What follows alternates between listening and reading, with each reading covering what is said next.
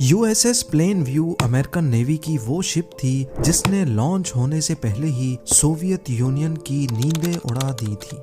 گہرے اور طوفانی سمندروں میں جہاں نارمل کامبیٹ شپس کو بہت ساری رکاوٹوں کا سامنا کرنا پڑتا ہے، وہیں یو ایس نیوی کی یہ نئی شپ لہروں کو بائی پاس کر کے پانی پہ تیرتی نہیں بلکہ لٹرلی اس کے اوپر اڑتی تھی۔ پر سوچنے کی بات یہ ہے کہ اگر یہ اتنی ایڈوانسڈ شپ تھی تو پھر آخر اس میں ایسے کیا مسئلے پیش آئے جو یو ایس نیوی کو اسے ہمیشہ کے لیے ڈی کمیشن کرنا پڑا۔ امریکہ اور سوویت یونین کے درمیان کولڈ وار چل رہی تھی۔ دونوں کنٹریز اپنے الائز کے ساتھ مل کر طاقت کا بھرپور مظاہرہ کر رہی تھی۔ ہر کوئی صرف اس ریس میں لگا تھا کہ کیسے بھی کر کے خود کو دنیا کے سامنے زیادہ طاقتور دکھایا جائے۔ اب اس کام کے لیے ضروری تھا کہ ایسی چیزیں انوینٹ کی جائیں، ایسی ٹیکنالوجی اپنائی جائے جو دنیا نے پہلے کبھی نہ دیکھی ہو۔ یو ایس نیوی جس نے ورلڈ وار 2 میں اپنی پرفارمنس سے پوری دنیا کے اوپر اپنا روب جمایا ہوا تھا، ان کا یہ روب سوویت یونین کی چند ڈیولپمنٹس کی وجہ سے اب خطرے میں پڑ چکا تھا۔ سوویتس نے ایسی ایڈوانسڈ لیول کی نیوکلیئر سب مرین بنانا شروع کر دی جن کا چاہتے ہوئے بھی یو ایس نیوی کچھ نہیں بگاڑ سکتی تھی۔ یہ سب مرینز پانی کے اندر قریب 75 کلومیٹرز پر آور کی سپیڈ سے ٹریول کر سکتی تھیں، جبکہ اس وقت یو ایس نیوی کی شپس اس سے کافی سلو چلتی تھی۔ نہ صرف ان کی سپیڈ بلکہ یہ 350 میٹر کی گہرائی میں جا کر خود کو پوری طرح سے یو ایس نیوی کے ریڈارز اور سونار اسکیننگ سسٹم سے چھپانے کی صلاحیت بھی رکھتی تھی۔ امریکہ کو خطرہ تھا کہ سوویت سب میرینز یو ایس نیوی کی شپس کو آسانی سے فالو کر کے ان پر حملہ کر سکتی ہیں، اور اگر ان کی کامبیٹ شپس کے ریڈار پہ ڈیٹیکٹ بھی ہو گیا تو پھر بھی وہ سوویت سب میرینز کا کچھ نہیں بگاڑ پائیں گی، کیونکہ تیز چلنے کی وجہ سے نہ صرف ان کو پکڑنا مشکل تھا بلکہ اس وقت کے ٹورپیڈو میزائلز جو انڈر واٹر گائیڈڈ میزائلز ہوتے ہیں، ان کی سپیڈ بھی سوویت سب میرینز سے کافی کم تھی۔ سوویت یونین کی سب میرینز کا معاملہ یو ایس نیوی کے گلے پڑ گیا تھا۔ ان سے نمٹنے کا ایک ہی سولوشن تھا کہ ایسی شپس بنائی جائیں جو سوویت سب میرینز سے بھی زیادہ تیز چل سکیں۔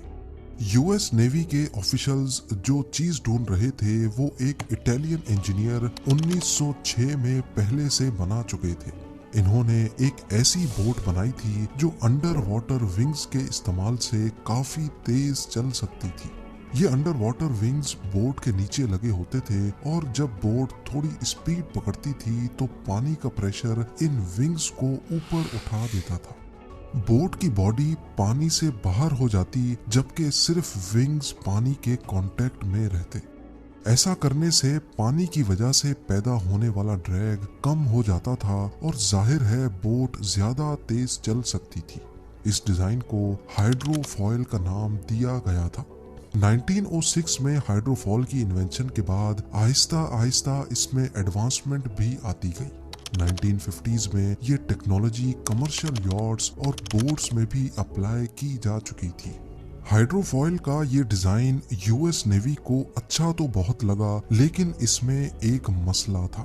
مسئلہ یہ تھا کہ یہ بوٹس صرف لیکس میں چل سکتی تھی جہاں پانی پرسکون ہوتا ہے، کیونکہ اوشن میں جہاں یو ایس نیوی کو ان کی ضرورت تھی وہاں لہریں بہت خطرناک ہو جاتی ہیں، اس لیے وہاں ان کے لیے تیز چلنا ممکن نہیں تھا۔ یہی وجہ تھی کہ یو ایس نیوی نے اسی ہائیڈرو فوائل کے ڈیزائن میں کچھ چینجز کرنے کا فیصلہ کیا۔ انڈر واٹر ونگز کو بالکل فلیٹ کر کے پانی کے اندر پوزیشن کیا گیا۔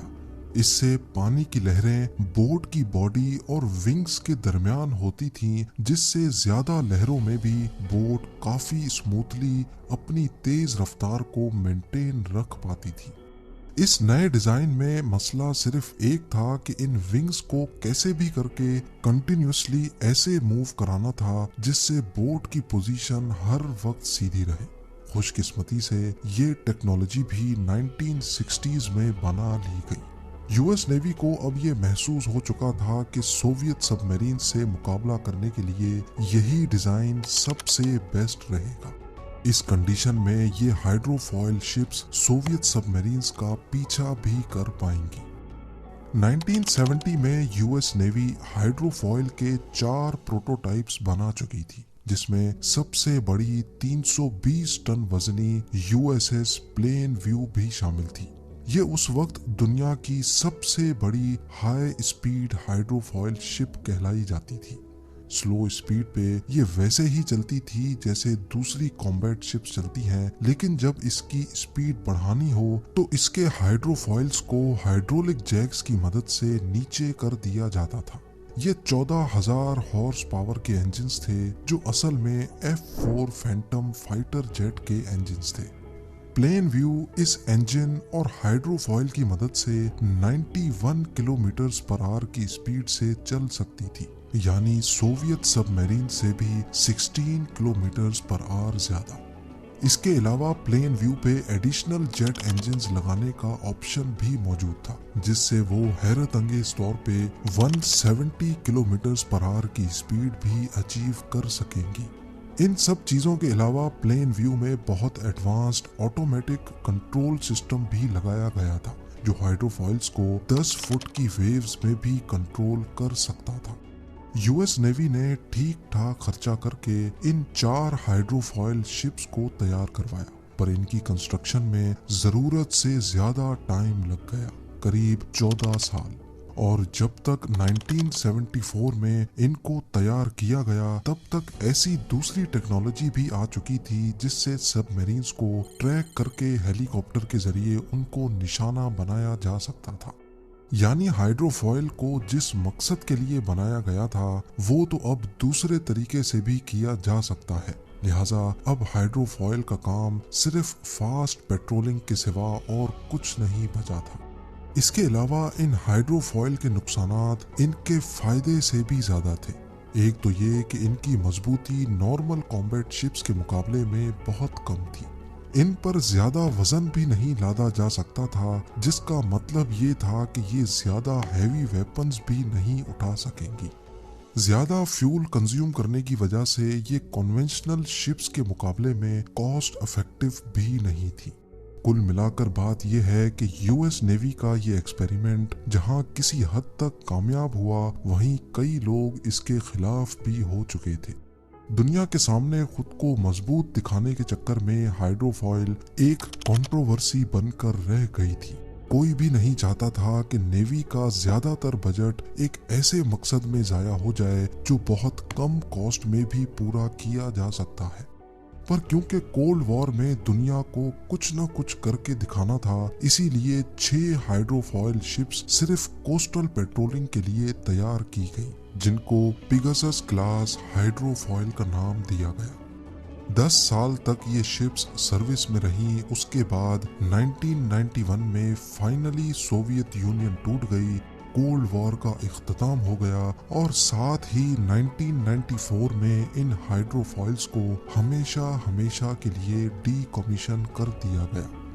वो शिप जो एक दौर में उड़ा करती थी, आज एस्टोरिया के साहिल पे इसका मलबा लावारिस पड़ा हुआ है।